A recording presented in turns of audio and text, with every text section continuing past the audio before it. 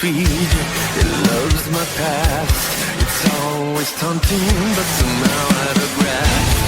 Can you hear me? 'Cause I'm lost, and I may never come back again. And while my heart keeps holding on, I know I'll never be the same again.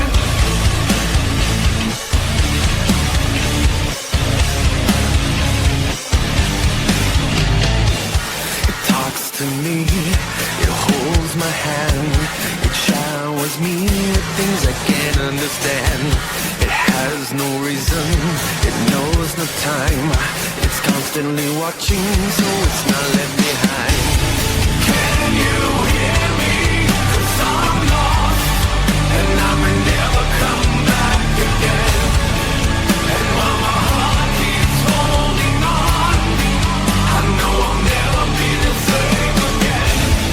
Can you hear me? 'Cause I'm lost, and I may never come back again. And while my heart keeps holding on, I know I'll never be the same again. You know I'll never be the same again. You know I'll never be the same again. You know I'll never be the same again. You know I'll never be the same again. Can you hear me? 'Cause I'm lost, and I may never come back again. And while my heart keeps holding on, I know I'll never be the same again. I know I'll never be the same again. I know I'll never be the same again. I know I'll never be the same again. I know I'll never be the same again.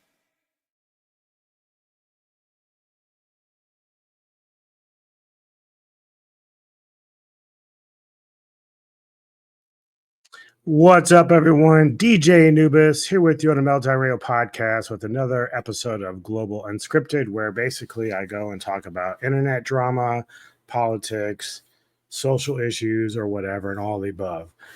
And today, this is unplanned, so I didn't really plan anything out, but I was looking through just YouTube stuff and articles and stuff this morning and saw some stuff about the Super Bowl. So let's go back. All right. So people that follow my channel know I am a Denver Bronco fan. So one of my rivals for my team is the Kansas City Chiefs, who are right now one of the best teams in the NFL with like one of the, if not the best quarterback in the NFL, Patrick Mahomes.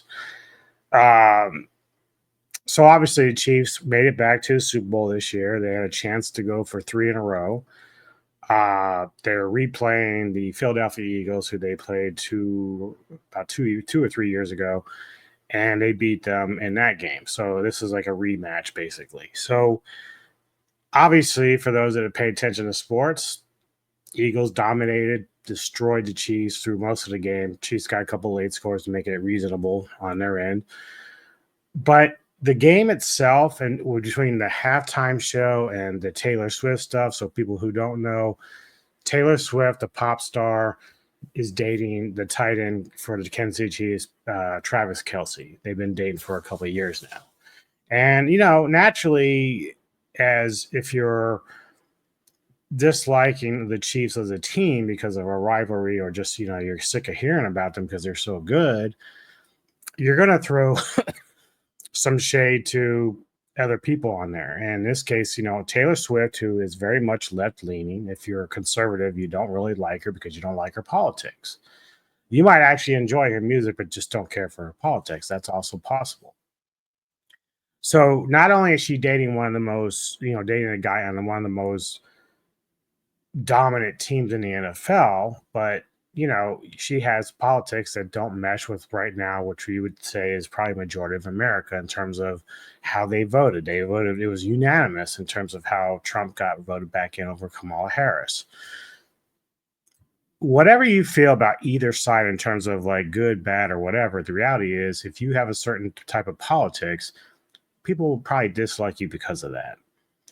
Now, this article that came out, in fact, before we get into that part of it, because I have some other things, the biggest issue I have here is the distrust that Americans have with mainstream media, legacy media. Okay.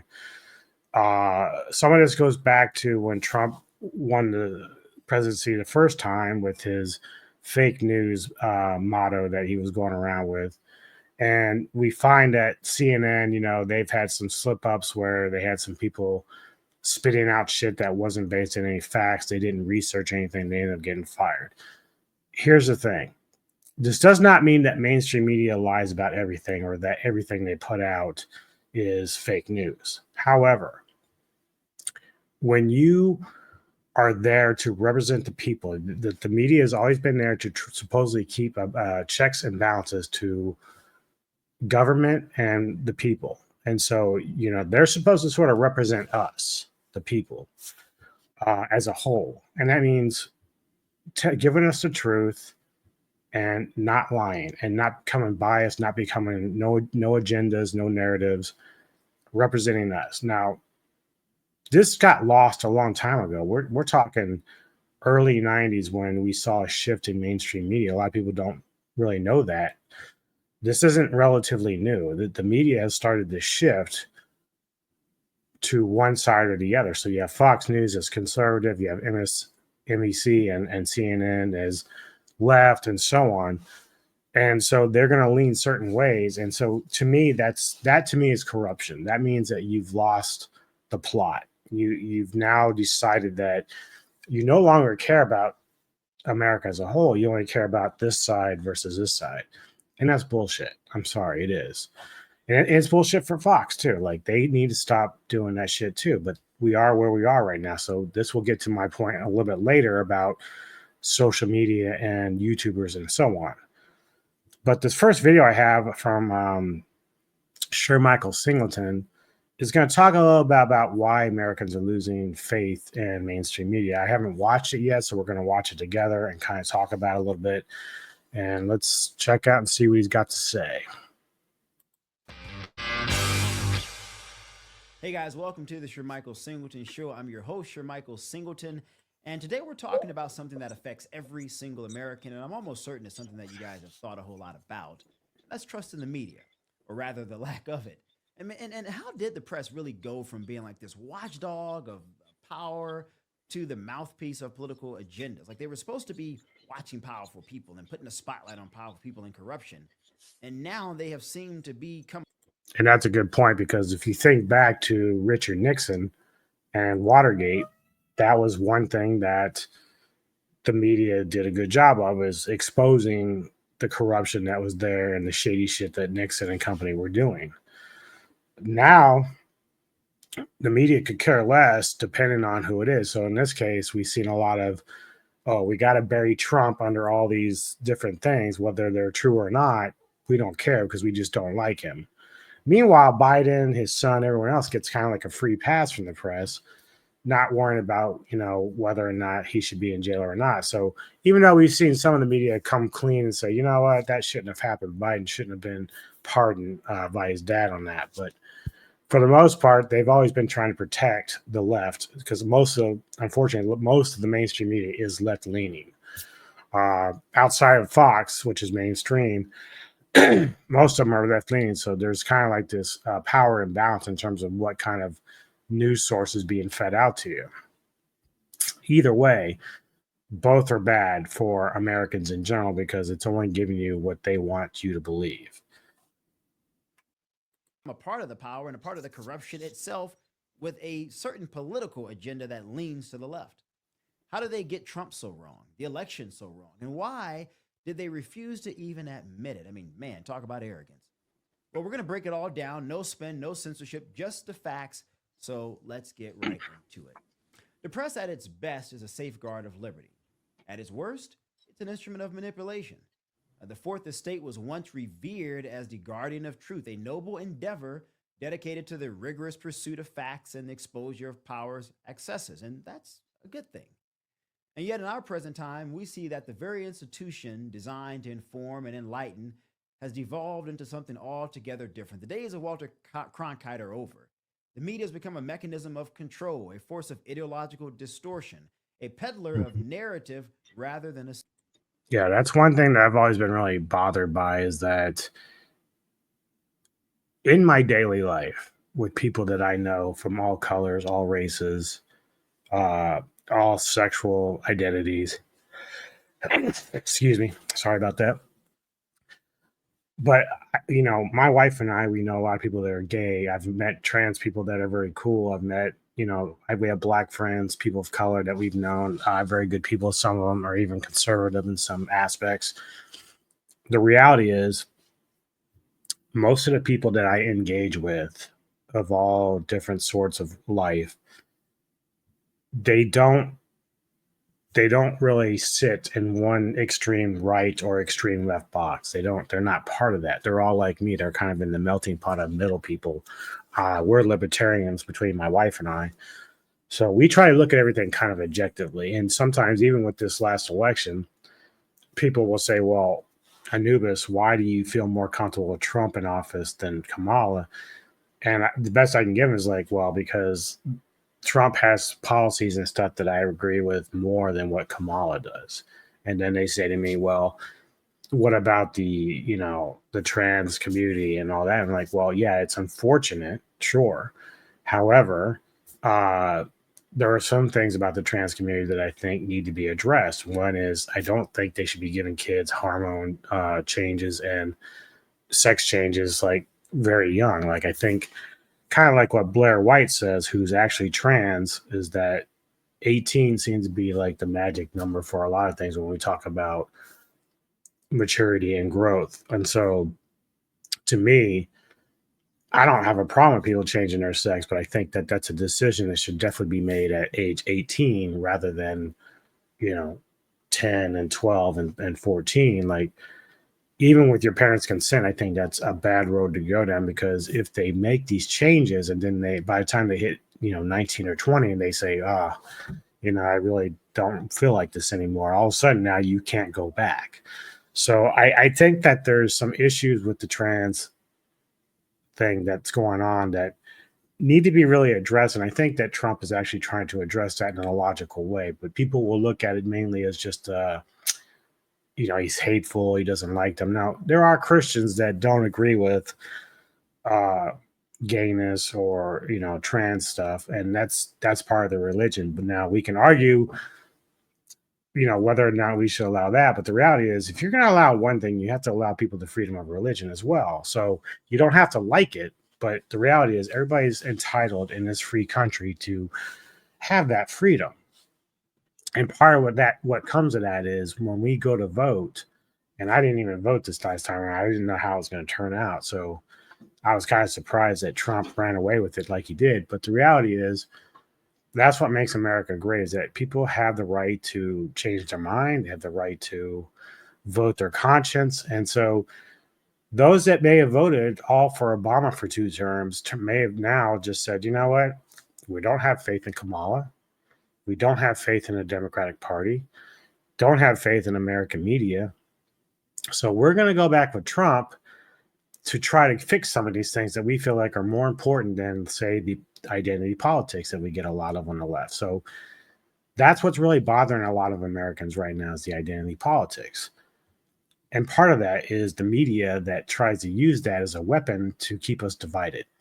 And so I don't think when it comes to like a majority of Americans that we're really that worried about identity politics in terms of like those issues. Now, they are issues that certainly are important on some level, but it doesn't mean that it's the biggest issue facing Americans on daily life. But the media won't tell you that. The media will make you believe that race is still a huge issue. They'll make you believe that trans issues are still issues that are more important than, say, putting food on your table. Well, that's not true. And a majority of Americans, doesn't matter their color or their sexual identity, have greater issues than those personal ones. So that's kind of like where we're going now with the media, is that the media is trying to push a divide with Americans, and they keep saying like, well, this is an issue. Look what's happening here, but they're kind of being disingenuous about how they're approaching it. Seeker of truth. In recent years, nothing has so thoroughly exposed the decay of the mainstream media's credibility than its handling of President Trump. And you guys know I'm not lying about that. I mean, they can't stand Trump. Not only did the press fail in its duty to inform the public, it failed with intent, with hubris, and with contempt and disregard for the intelligence of those it claimed to serve. The media did not.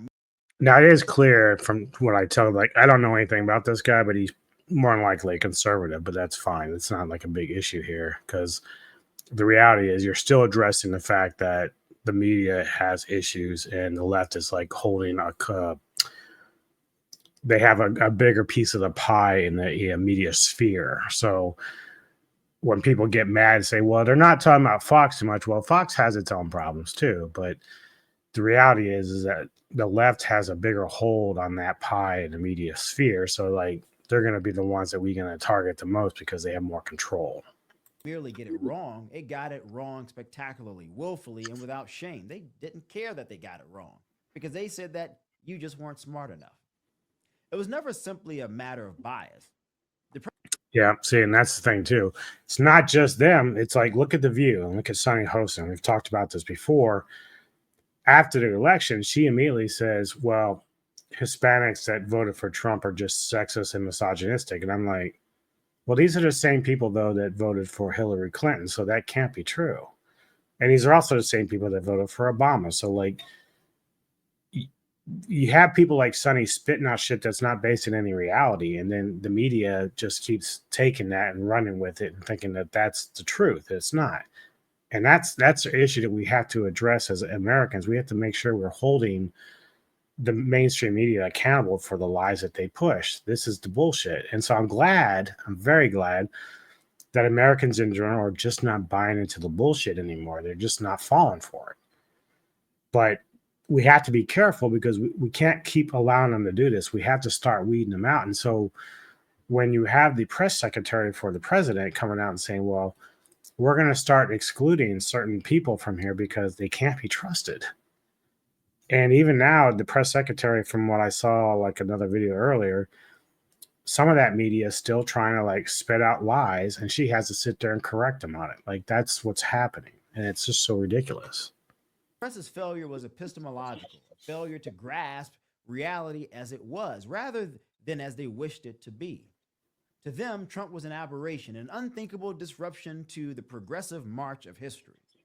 They did not merely dislike him, they did not merely dislike you. They found him and you, and anyone who supported Trump, and their existence to be intolerable.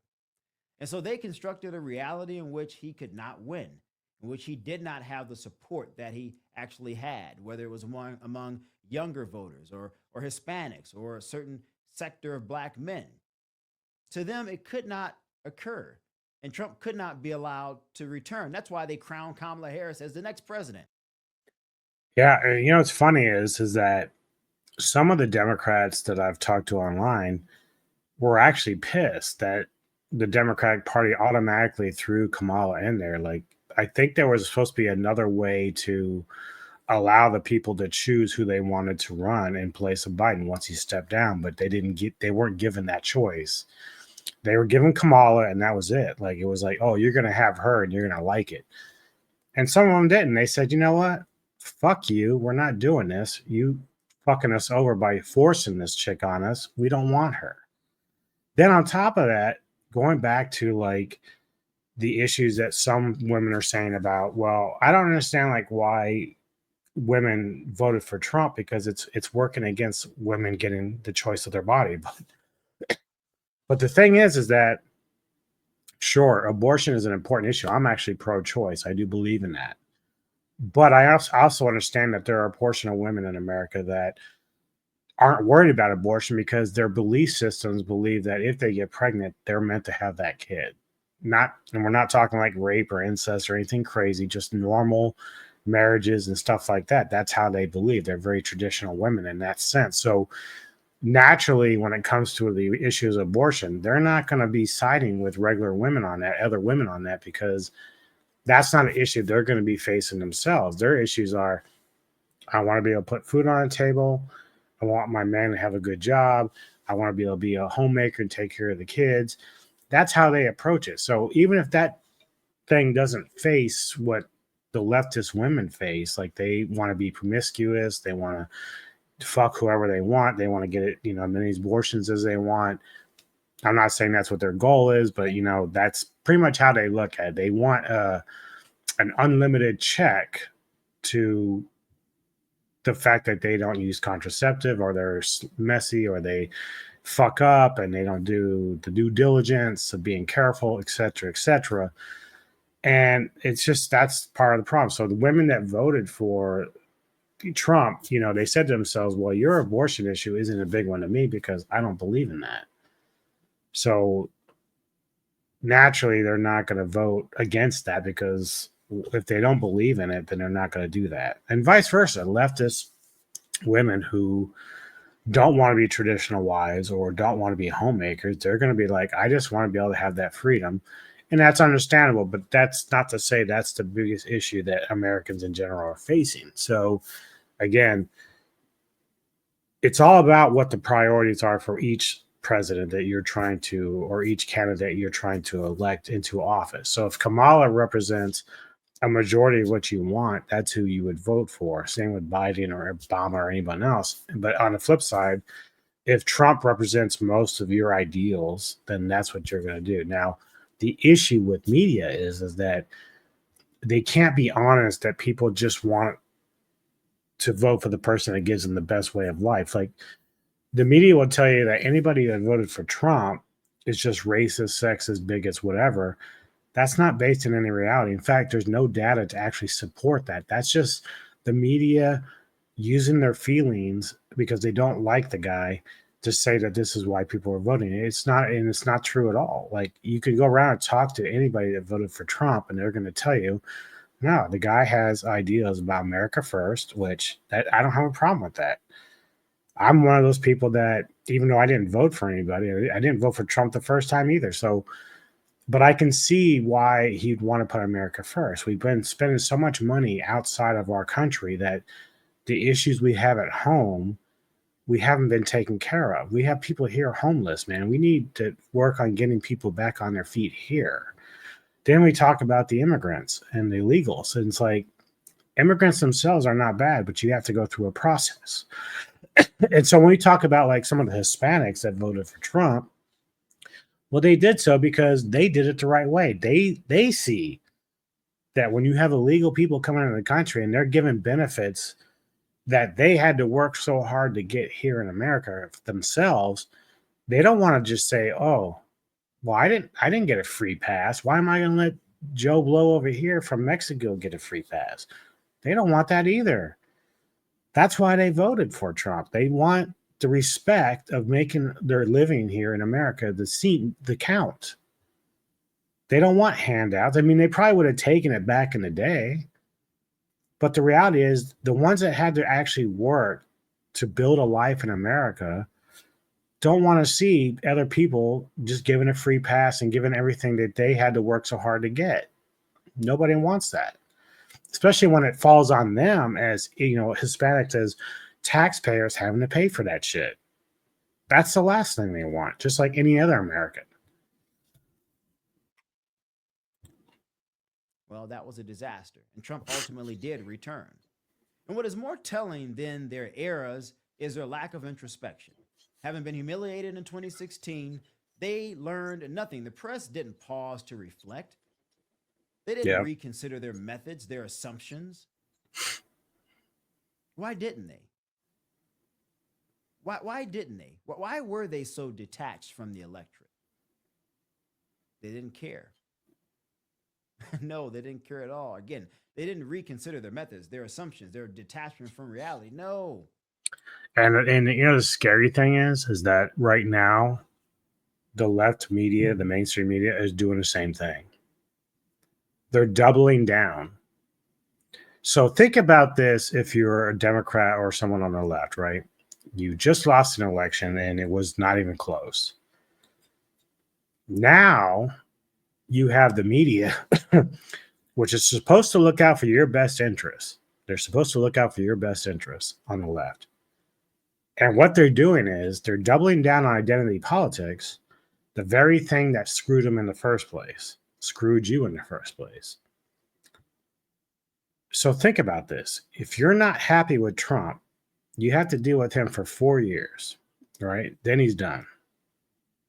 But you got Vance sitting there. A lot of people are already talking about Vance taking his place in 2028, I think. So think about that from the leftist perspective. Like, if you're somebody who doesn't like Trump, you don't like the policies, and you're kind of hoping that in 4 years, the left are able to put somebody up that's going to be able to win and get the house, get the presidency back and try to get the House back and all that stuff. Yet the media is working against you. They are working not in your favor, because the very thing that pushed a lot of Americans, even people on the left, people in the middle, they all went over to Trump because of those very things. So now the media is working against you in a sense that they don't have your interests at heart. And that's what Michael's getting at, because they don't care.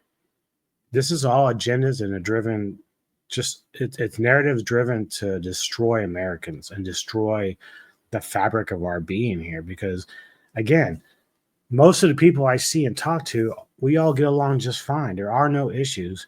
Despite having disagreements or differences that each one of us possess, we respect each other enough to know that that's how America works.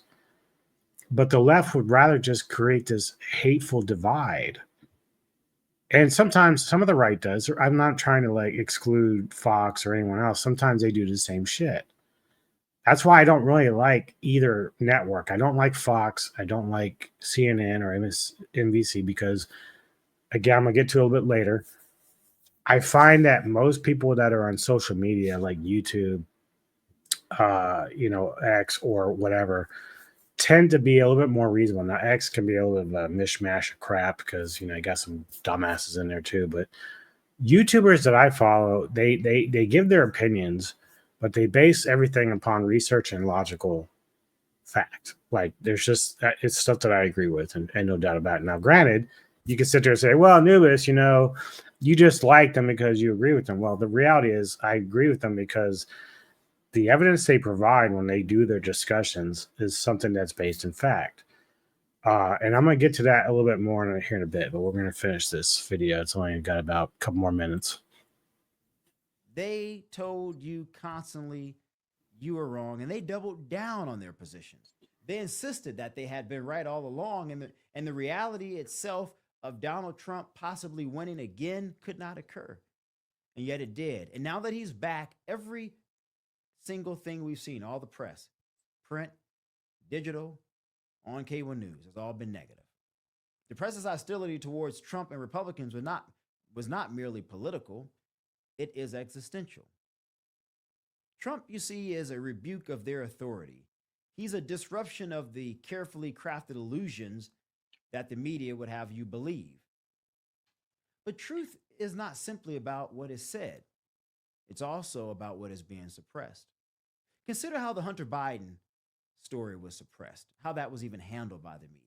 Here was a scandal of international corruption, a legitimate news item of profound interest for everybody. It was the president's son involved in some really shady things, and yet it was silenced. It was dismissed and erased from public discourse, not because it was. Now, to be fair, though, Fox, when it came to Trump, they were going to bat pretty hard for him. So, look, Trump did some pretty crazy, shady shit, too. We can argue the merits of how much of it's legit and how much it was just fabricated or overblown by President Biden and, the DOJ and et cetera. However, to exclude Trump from any kind of wrongdoing is also disingenuous and should be taken with a grain of salt. Now, he's right that Biden's son was given a pass very early on by the leftist media, but ever since the pardon, the leftist media has actually been pretty angry about that, which good. That means you got some credibility coming back there. And that's one of the things I wanted to point out about the media in general when we talk about, how I said that they don't always say lies or disinformation or anything like that. It's not like they're totally wrong about everything. But the reality is about when you're a mainstream media network, if you have it's like anything else. You are people to look at you for the truth because you're supposed to represent us. You're supposed to look out for the people. So whenever you have cracks in that, so when the CNN had to fire a couple of people for lying about something, making up a story, that's a crack. That means that trust is getting smaller as we go along. And the more that shit happens, the more people are not trusting you and your sources. And there's no greater, I mean, we're pretty much done with this video, so I'm going to pull it off. But there's no greater example of this than the Johnny Depp Amber Heard trial that I followed very closely in 2019 and 20. And was it 19? It might have been later. I can't remember. But, you know, I followed that trial because it was very interesting about the dynamics between how the media would use, you know, information to tear down somebody without fact checking everything, right? So for those that didn't follow any of that and you want a quick rundown, Amber Heard, actress, young actress, pretty girl, dated and married Johnny Depp, who was an older actor. And so Depp was well known, a lot of movies over his career. And there came a time when they were getting divorced. And initially, the divorce was hush hush. Like basically, they were just separating, you know, no crazy shit going on. But then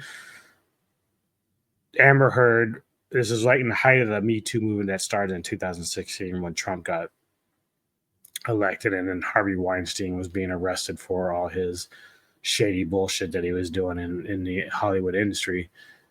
Me Too became a thing where we had to start looking at how women were treated, just in general, domestic violence, sexual assault, stuff within businesses and corporations, Hollywood.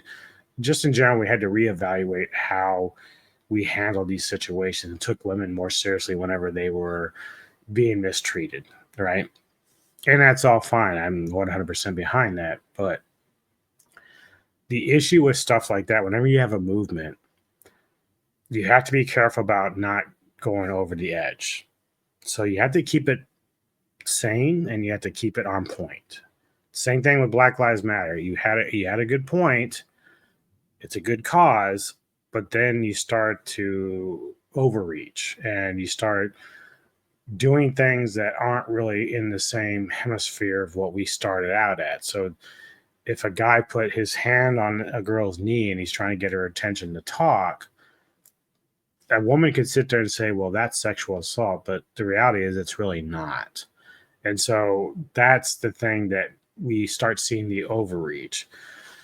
But when it came to Amber Heard and Johnny Depp, she went to the Washington Post or the Sun and co-opted an article about how I survived Johnny Depp or something. She didn't name him, but she was how I survived domestic violence.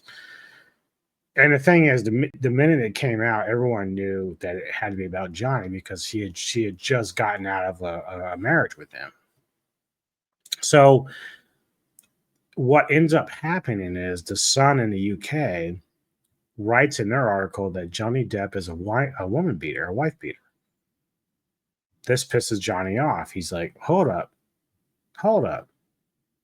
So he goes to sue the Sun in the UK.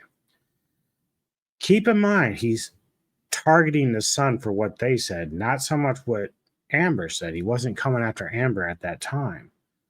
He was targeting the Sun because they actually named him in their article. So the problem for the Sun was, oh, well, Johnny's going to sue us, but now we have to verify that he indeed is the person that Amber is referring to. So even though Amber was referencing Johnny, she was advised at the time that by her lawyers and her PR people not to name him. But because the Sun had to defend themselves, they had to get Amber as a key witness to that. And now Pandora's box is open. So she comes out and she starts saying how Johnny did this, this, and this. And the problem with the UK is the UK will take what's considered hearsay and use that as evidence to find someone guilty. In the States, we don't use hearsay because it's unreliable. The UK, unfortunately, and stupidly enough, accepts that as fact. That's a mistake on their part, in my belief system. So Johnny Depp loses that because whatever Amber said and whatever witness she had at the time, because keep in mind, he could not challenge her because she wasn't the focal point of the lawsuit. It was the son. So his job was to prove them wrong, but he couldn't do that because he couldn't bring any evidence of his own against Amber to contradict what she was saying. So go fast forward to the American trial. This is where Johnny was suing her for defamation. Now he's allowed to bring evidence to the contrary to show that, oh, well, I wasn't the one that abused her. She was abusing me. So I'm not going to give you all the details. You guys can go back and look at videos. They're all over the place regarding the evidence and what was presented about how she was caught on recording, mocking him about, oh yeah, if you think I'm beating, just go tell somebody. They're not going to believe you because you're a man. Something along that effect, right? The reality is that he was able to prove in a court with better lawyers. They grilled her. They challenged her on everything. He had his own witnesses. She made up something about Kate Moss being thrown downstairs, which Moss herself came and said never happened. So when Amber Heard was caught in a bunch of lies and caught to have a past regarding domestic abuse herself, well, that really changed the dynamic of what we're talking about with Me Too. And the thing is, domestic violence isn't just a one-way street. Racial prejudice and racism isn't a one-way street. It isn't just white on black. It's not just man on women. It can go both ways, contrary to what some people on the left and the media will try to make you believe. That's a lie. Racism is something just based upon your color of your skin. A person of color can indeed be racist against white people. A woman can indeed be a domestic abuser against men. It does happen.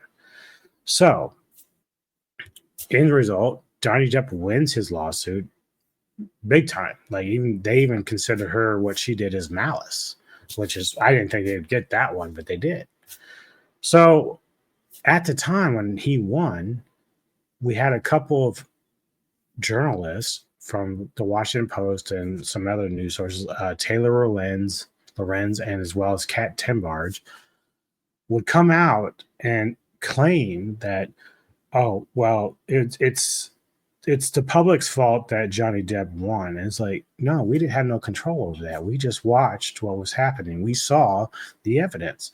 And weirdly enough, Taylor and Kat didn't bother to stay with the facts. They tried to twist everything to say, oh, well, Amber's not the perfect victim. She had a right to defend herself. It's well, hold on. If you're going to go with that logic, then why doesn't that work for Depp? Why can't Depp be the one that's fighting back? Why does that only work one way? So anyway, this is the problem with the media. And this is the problem with people like Lorenz and Timbarge, where they will make up shit and spin shit to further give you disinformation and misinformation regarding, even though the facts speak totally different to the contrary, this is what they try to do. And these are people that are representing the Washington Post and other news organizations, mainstream news organizations. And it's very dangerous for America to have that because you can't trust them anymore. So now let's fast forward, okay? Now we just had the Super Bowl. It's the first time a sitting president has visited a Super Bowl, and Donald Trump did. Now, the stadium's full of mainly Philadelphia Eagles fans. Even leading up to the game, if they did a poll on American football fans who they wanted to see win, they wanted the Eagles. The reality is, with success comes a pushback from people that are sick of seeing you. So the Chiefs are very good. They're a great team. right? Now, we had the whole thing about the officiating, whether or not they were getting favor calls. Now, the data doesn't really support a lot of that, but what you could argue is that some of the crucial times of the games, they got some beneficial calls to win the games. And, you can write that up as just luck or whatever. I mean, maybe there is some bias there with the refs doing that, but the reality is there's nothing really to prove that there's a conspiracy about it.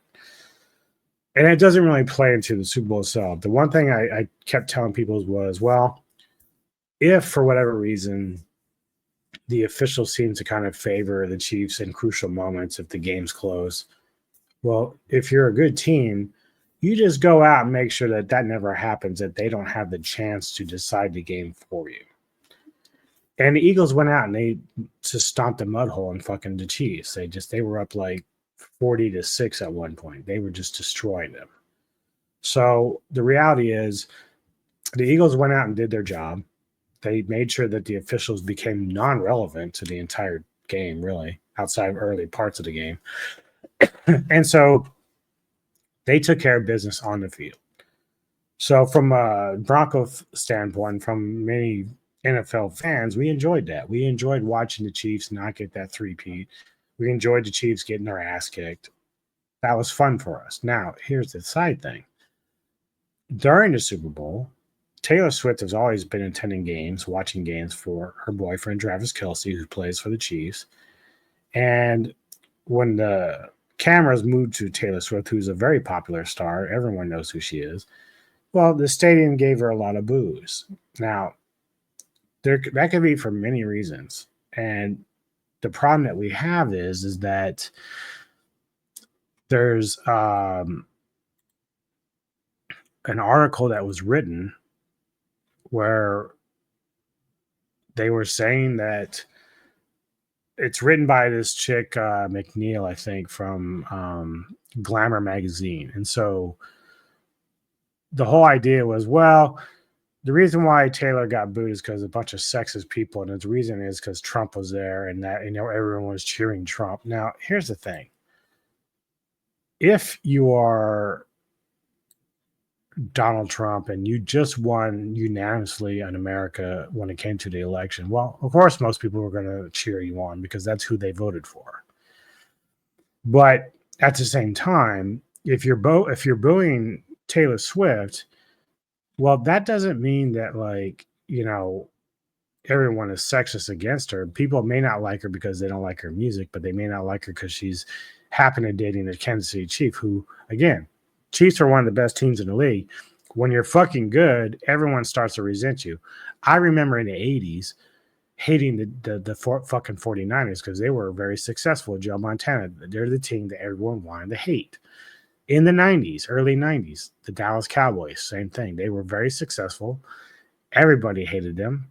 And then in the late 90s, my own team, the Broncos, I remember people coming up to me and saying, I can't stand the Broncos, man. They're just in the media and the news all the time now. It's like, okay, I get it. And now the Chiefs are like one of the biggest stories in the last, 5 to 6 years. So, like, of course, they're going to be getting a lot of attention. They're the hottest team out there, in terms of like their popularity. So people are going to start to hate against that. But it has nothing to do with sexism. And the woman that wrote that article for, the idea that somehow this was the reason why, she's trying to make this nefarious thing that people were sexist against Swift. It has nothing to do with that. And that's the thing that's very troubling about. And even though the Glamour is not like really mainstream, this magazine's been around for a long time, very long time. So they're mainstream enough. So, again, if you go to glamour.com, you'll find the actual article there. And let me see.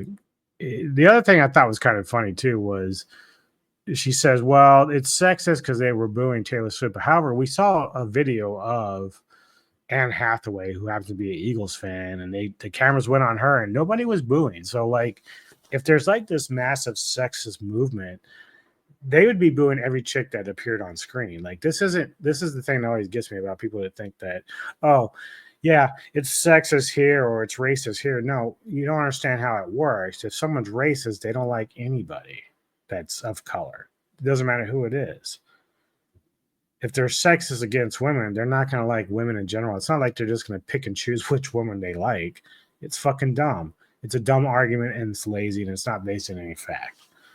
And that's unfortunately what this woman here for this magazine, Stephanie McNeil, she has no basis or no facts to back up any of these claims. She's basing it off of bad feelings that she doesn't like the president, so she needs to make up some boogeyman as to why Taylor Swift got booed. Because the reality is, I don't even like Swift's music. I think she's overrated. The fact that she's dating Kelsey is not my business, but she just happens to date my team's biggest rival, which of course I'm going to hate on her or hate the Chiefs. Like, I don't like them. So I am having my orgasm as they got their ass kicked in the Super Bowl. I'm loving it. I'm loving it more than Burger King. So yeah, people booing Taylor Swift, they're booing her because they know she's dating Travis Kelce. Majority of them are Eagles fans. There's actually videos out there as well when the Kansas City cheerleaders were on camera, as well as Kansas City fans. They also got booed, and some of them were male. So, like, you can't sit there and say this is a sexist thing. It just is what it is. So she says the only one that had a tougher night. That's what Trump said. And so Stephanie says, by calling her out, Trump looked to play the by now standard internet misogyny playbook. That is so lazy. It's so dumb. And it's not based in any fact. This is the shit that annoys me. And this is why I wanted to do this video, because it tells you this is the people working against the left. I believe it or not, this is working against you, because the identity politics is back in play and they're doubling down. So whenever JD Vance or whatever Republican wins in 2028, look back to articles like this. This is why. Because they're being disingenuous and they're not being honest and they're not basing it upon any facts or data. It's just based upon bad feelings that they have, and they can't see the bigger picture about what's going on at the Super Bowl. So let's talk about something else here real quick. Also recently, the halftime show. Okay. I don't really care about the halftime show that much anymore. It's really never that interested in me. The best one I saw was back in 2000, was it 7 that Prince did it? I can't remember. But Prince had a really great halftime show. I really love Purple Rain. It's an amazing album. Despite being mainly a heavy metal rock guy, that's one of those pop albums that I just adore. Purple Rain is amazing top to bottom. Prince was a wonderful musician, great songwriter, and he happened to be black. My God, he was black. Did I just say that? He was black. Okay, so let's get that out of the way. Anyway.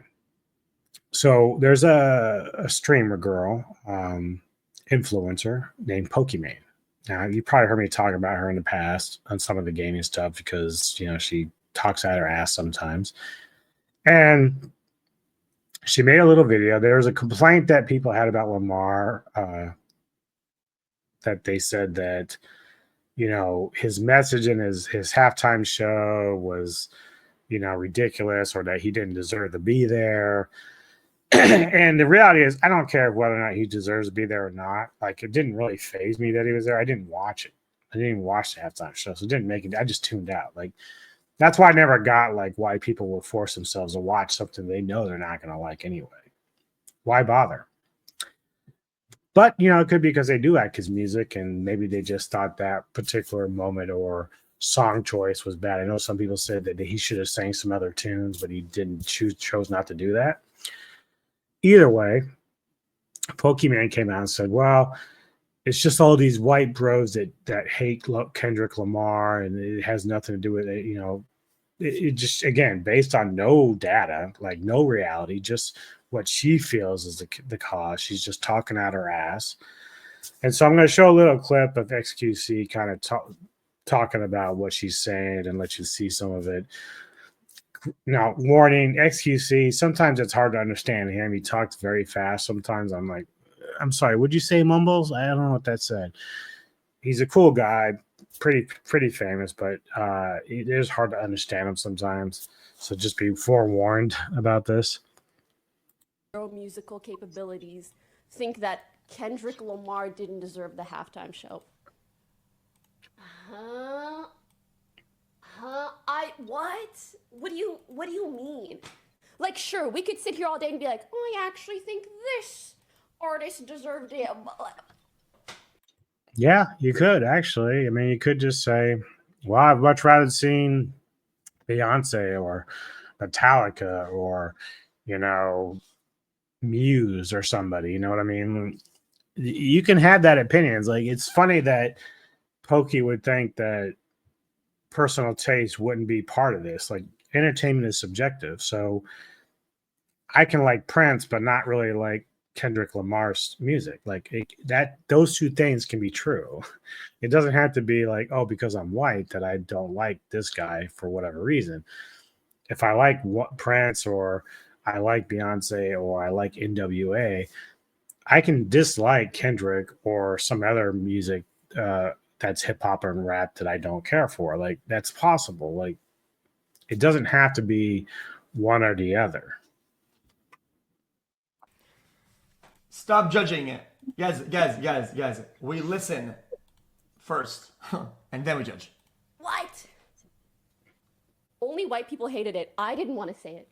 As a white passing person, I didn't want to say that. But you saying that and me repeating. As a white passing person, What? Only white people hated it. I didn't want to say it. As a Dude, I can tell you right now, I know some people of color on my Facebook friends list that did not like it. So that's not true. I hate to be the one to break the news to you, Pokey. white passing person, I didn't want to say that. But you saying that and me repeating that message, I'm just going to let that sit. Okay, you know what pissed me off the most, respectfully, too? The people that I saw with this take the most were white men. Ain't nothing wrong with being a white man. That's not the point. Well, I mean, majority of white people in America are white. So, I mean, and then probably, I don't know, like, again, where are the stats to say the majority that she says most of where's she getting her information from? I mean, I would be willing to see the data behind it, but she isn't really bringing anything to the table that, confirms what she just said. It's just her spitting shit out of her ass. So I don't know what we're talking about here. My point is that White men that make the most of the demographic that watches fucking NFL throughout the season, throughout all this. Yeah, I get it. The Super Bowl is a little bit bigger than that, but it is a massive portion of the target audience of that show. So I think it's fair enough. But all good. Keep going. the point is that, I feel like if you watched his performance and really took it in, you'd be like, there are some underlying messages that the performance is trying to convey, especially. What's the message? Guys, as some people say, what's the message? On Twitter? I agree. What's the message? Explain.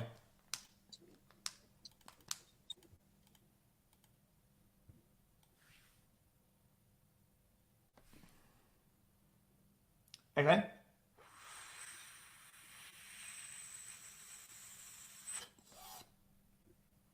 Yeah, what's the message? Especially during Black History Month. So you sitting there, again, respectfully, whatever, being like, I don't think he deserved it. If you make a point and without really any modicum of evidence, you jump to the conclusion that some criticism is unfair because of skin color, and then say, oh, another criticism, you don't understand it, and on top of that, it's Black History Month to be more accepting. I gotta be honest with you. That's not gonna fly. I'm gonna be honest with you. It doesn't really matter what month it is, what year it is. I don't care what day of the week it is. Okay, you cannot just say that. The problem that happens a lot with people like Pokey and so on is that they're very myopic and they're narrow-minded. So like all they ever see about anything is race, sex, or whatever. They never really think outside the box. So, okay, let's say Lamar had a message. I didn't watch it. I don't know what the message is. I'm assuming that because it is Black History Month or whatever, that it has something to do with race. Because one thing the NFL did was they removed the end racism logos from the end zones, and that kind of pissed off people too. So maybe Kendrick was trying to readdress the race relations, but let's rewind a little bit to what I said earlier about how mainstream media will try to use that as a tool to divide people, because I don't believe for a second that a majority of America is divided on race. I don't think they're racist. If you think they're racist, yet we can't explain why the majority of America voted for Obama twice, that doesn't fly. It isn't like all of a sudden people just woke up one day and they're all racist and don't like black people. That's the stupidest fucking thing I've ever heard. And that's unfortunately what, Pokey being an influencer, she has a huge following. She's buying into this narrative, this agenda to try to push hatred and division. And it doesn't exist because she has no facts to back any of that up. It's just feelings. And so, yeah, she's entitled to her opinion. You can, and I'm not saying that she's not allowed to say it. I'm just pointing out the fact that it's based in no real reality. There is no facts there. It's just feelings. So at this point, like, again, if people are saying that, or if they didn't care for Lamar's message, that's called a disagreement. Like if Kendrick is saying something in his lyrics that people feel is disingenuous or wrong or not based in fact, well, they're entitled to say, yeah, I don't like it. I think it's stupid, or that he shouldn't have been there doing it. That's just an opinion, man. But it doesn't mean it's based in any kind of racism. Just like when Taylor got booed, it doesn't mean that it's fucking based in sexism. It's not.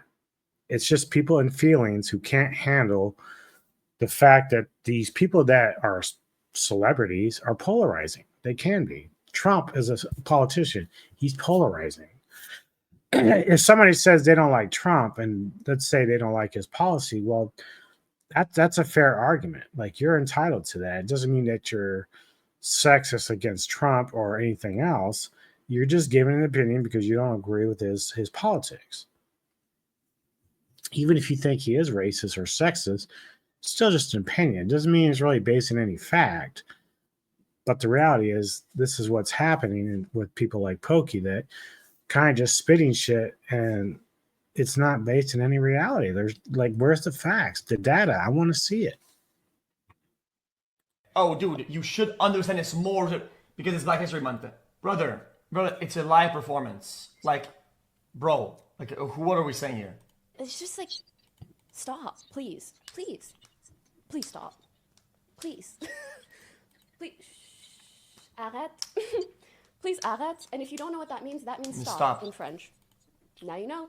Et les Français, ils savent ce que je veux dire. Ils disent aussi, arrête. Why is she talking in French? They know what I'm saying. You should understand, man. This pandering to the audience here is getting old.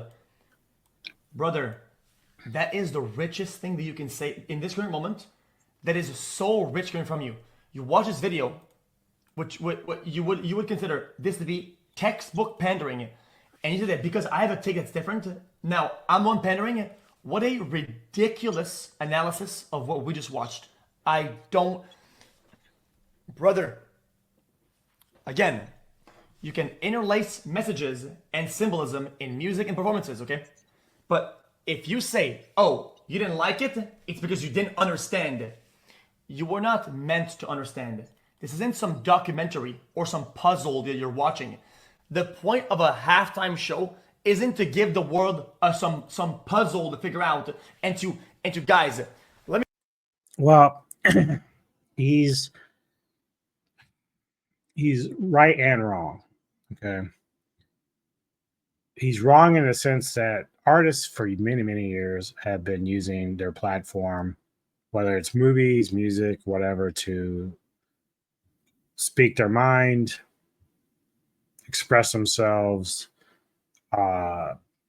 and if they want to give a positive message, they will, right? So I'm not going to bash Kendrick for trying to promote whatever he's promoting now. If it's hateful, then he's a piece of shit. But like I said, I didn't watch it, so I don't know anything about the message that was sent there.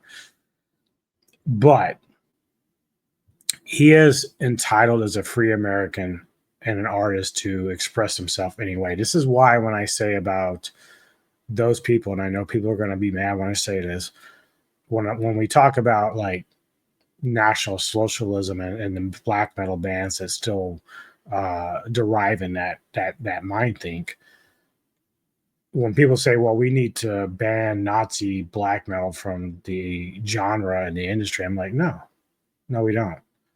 They are entitled to express themselves any way they want. You can not like it. You can talk against it. You can tell them to go fuck off, whatever. Like, I agree with that 100%. You can express yourself any way you want as a fan of music. But to try to censor them or to give threats to them or anything else makes you just as bad as they are. You don't censor people just because you don't like it. You don't censor Kendrick Lamar just because you don't like the message he's trying to put out. You can speak against it and say, well, I think it's horseshit and I think that you're an idiot, but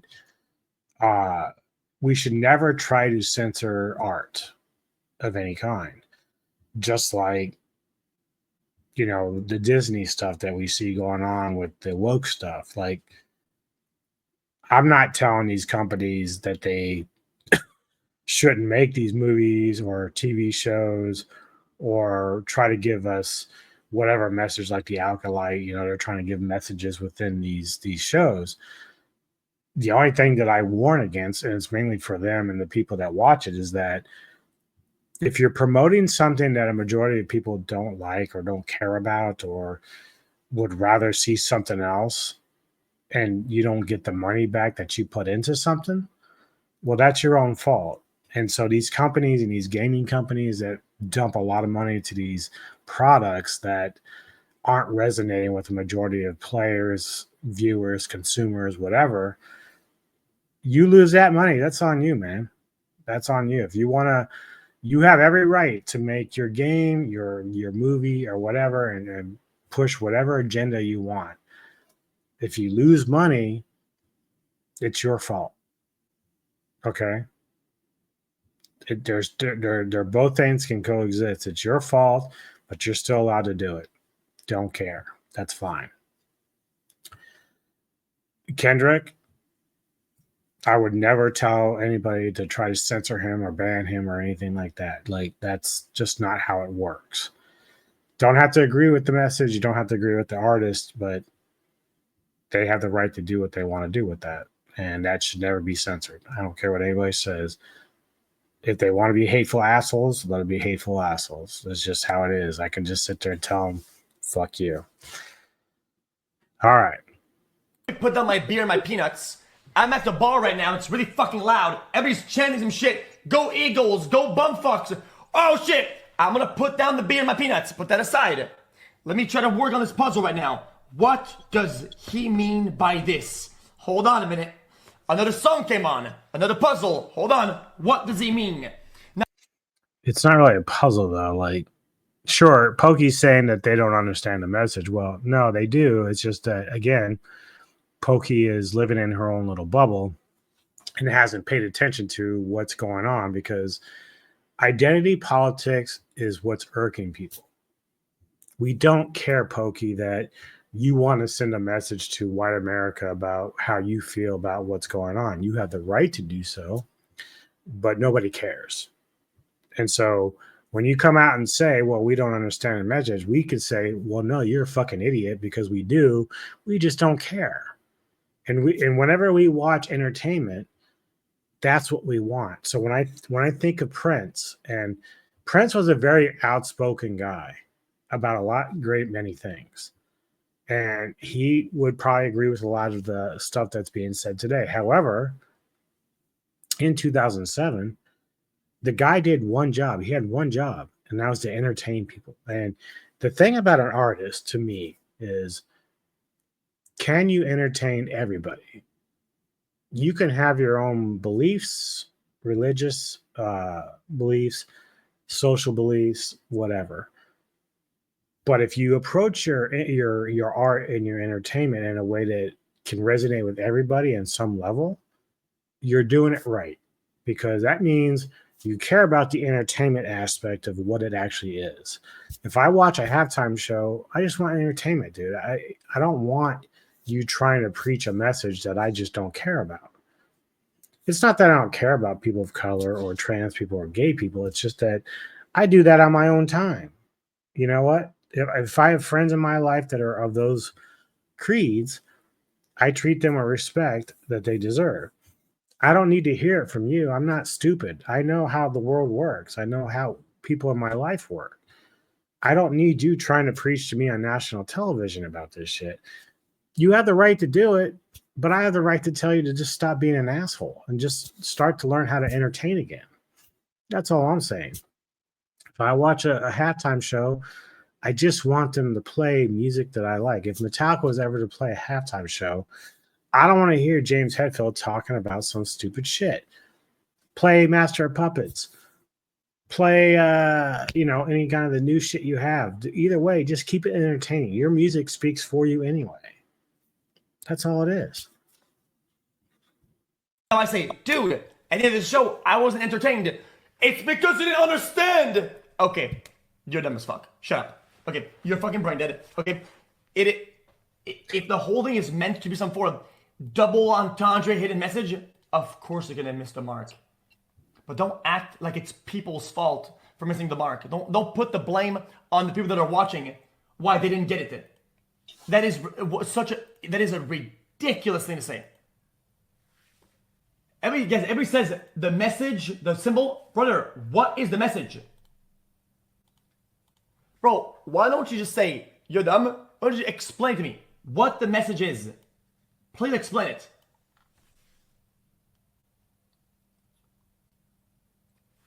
Messaging is exactly what makes it really intricate and interesting. Maybe not on the initial viewing, but it gives something lasting. You can do both.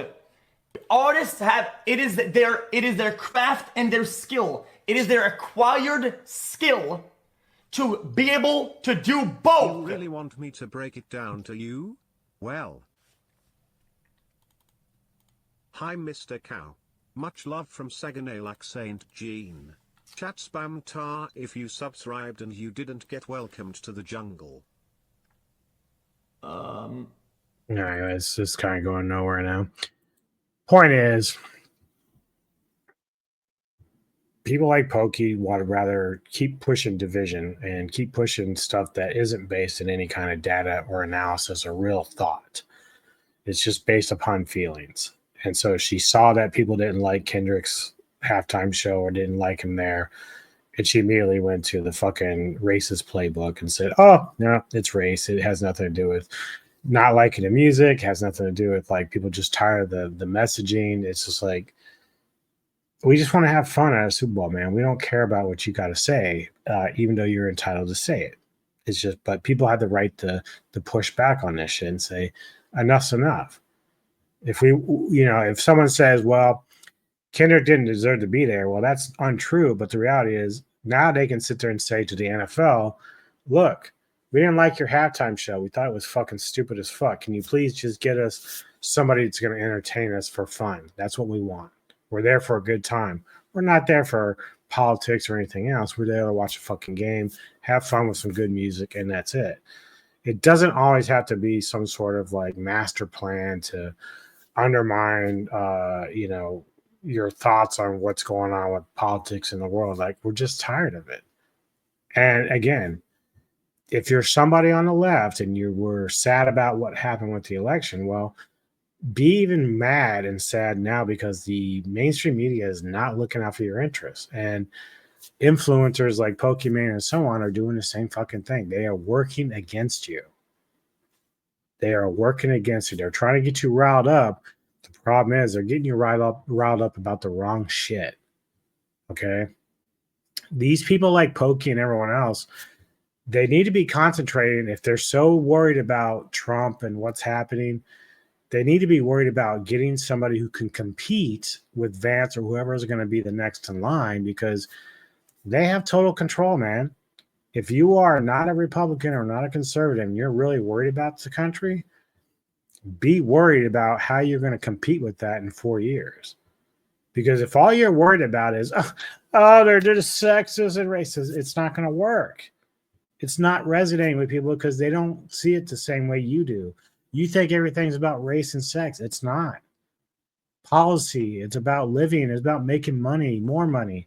It's about putting food on the table, taking care of your kids. It's about jobs. It's about everything. Like, it has nothing to do, it has very little to do with the race and sex and transgenderism. That's a part of it, but it's a very small part. You want to make that the focal point of everything, but everyone's telling you no, it's not the most important issue at hand.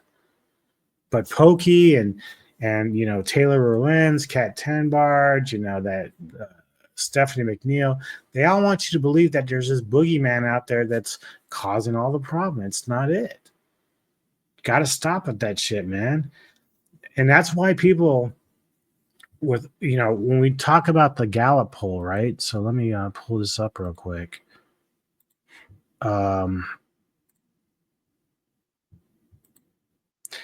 So the Gallup polls just back in October of 2024 is still showing a trend of where it's an all-time low how Americans trust mainstream media.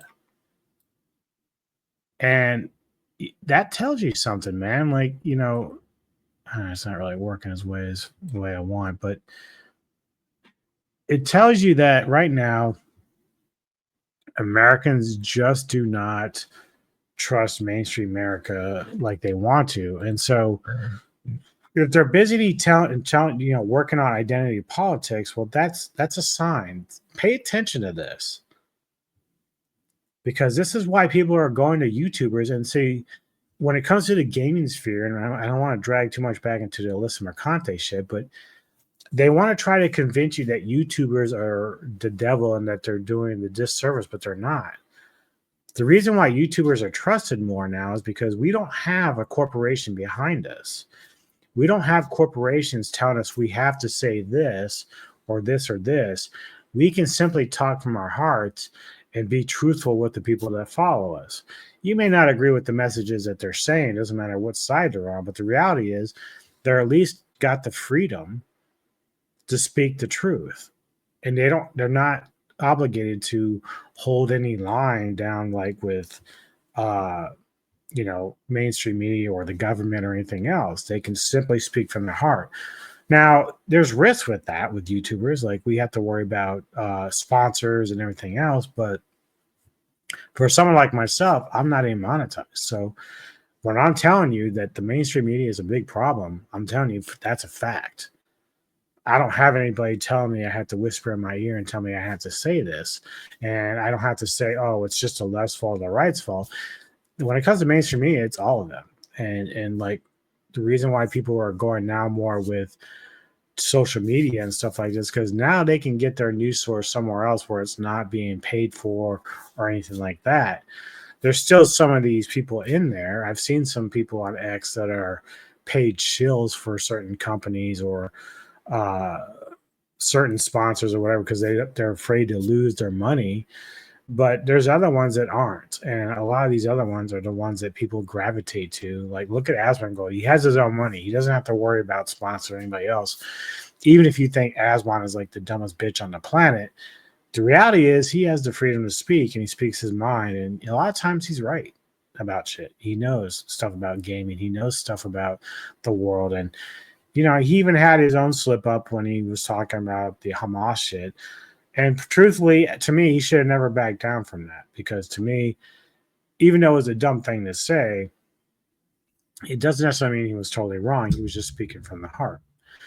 And so I don't know, like, in the end, YouTubers that do the news and stuff and talk about these issues, they're just not obligated to worry about a corporation and telling them they have to say this or this or this. And people just don't trust the mainstream media anymore because they are the ones we were supposed to trust. The mainstream media is supposed to be the one that's supposed to look out for us, and they're not doing it anymore. They're only looking out for their own interests, and they're only looking out to create division between people. So, yeah, man, I kind of had to speak a little bit on this shit because it kind of bothered me that, you know, that woman for the Glamour magazine was trying to elude this idea that Swift was getting booed because of sexism. Like, it's so disingenuous. I don't know what to tell you, man. Like, it just really bothers me when that happened. And so, like, I'm tired of seeing it. It's like we can't really look at things with nuance anymore or through an objective lens. It's always got to be, oh, the boogeyman's there. And it's just so wrong. Like, again, Stephanie's entitled to her opinion, but I feel it's important to point out the fallacy of that opinion because it's not based on any facts or data. Same with Pokey, saying that all white men hated Lamar or didn't think he deserved to be there. Well, okay, what percentage are you going to show me? Where is the data on that to back up your claim? Because it's just based out of your own feelings. And again, you're entitled to it, but we're entitled to push back on that bullshit because unless you've got something solid to back up that stupid ass claim, then you're just talking at your fucking ass. That's all it is. Anyway, give me your thoughts, folks. How do you feel about all this? How do you feel about legacy media, and how do you feel about what's going on with the stuff in general, and especially for you that are on the left that are very anti-Trump? Like, are you concerned about 2028? Are you concerned that the media isn't spending more time trying to find a better solution for who's going to represent you in 4 years? How do you view that? Because I'm libertarian. I just kind of roll with the punches. Like, whoever was going to win between Harris and Trump. I just figured I was going to deal with whatever came out of the aftermath. But when I try to look at it from the left point of view, and I'm sitting there saying to myself, why are they doubling down? Like, you know, that's the reason why people turned against you. And we're not talking just Republicans that voted for Trump. We're talking about some of the people in the middle, the independents. We're talking about people on the left that said, fuck Harris, fuck the left, fuck the identity politics. They went back over here. So how do you feel about that from the left's perspective? Like, are you concerned that they're continuing to double down on this shit? And what is the plan for you going forward? Like, personally, you know, I don't know what's going to happen if Vance gets in. Who knows how different it might be. But the reality is that's what you could be facing because they've got total control, dude. And they're making changes. And so the thing about the American cycle or American presidency and the ones that we vote in, it's a cycle. It goes back and forth a lot of times. But now we're facing a very interesting turning point in America because the media is playing a huge factor in how people are influenced. So if they can't find a way to get together and to put out a little more positivity and try to find a way to say, hey, look, we need to find a candidate going forward that can compete with this because the American people are losing faith, not in just in the media ourselves, but the left. Who do they got? Who are they even looking to try to represent them going forward? Trump won't be able to repeat himself, so he's done. But he can set the groundwork for any Republican candidate going forward, and Vance might be the guy. If you don't like Vance, what are you going to do? And if you can't trust your mainstream media to get off of the shit that was pushing Americans away from the left from the beginning, what are you going to do? Like, what's the plan? Let me know. Thanks for checking it out today. Going forward, later today, Tony and I, for Ghouls of Midnight, will be reviewing The Weatherman with Nicolas Cage. And then I have King Kong and Godzilla on Entertainment Headquarters on Thursday, and then Friday we're doing King Kong Escapes. And then we'll be doing our second episode of the Silver Screen Savants with Ulvin Wolf. Basically, we've been kind of on a James Bond kick right now, so we'll be doing The Man with the Golden Gun on Saturday with Anthony Jordan as well as Jedi Grand Vale. So it's going to be a lot of fun. I have some special guests on our second episode. Neko might be there again, so hope you guys enjoyed that shit. It looks like you enjoyed the first episode we did with Live and Let Die, which is me and Neko's all-time favorite James Bond film. So check it out when you can. And we'll see you next time on the Metal Time Radio podcast. Enjoy yourselves.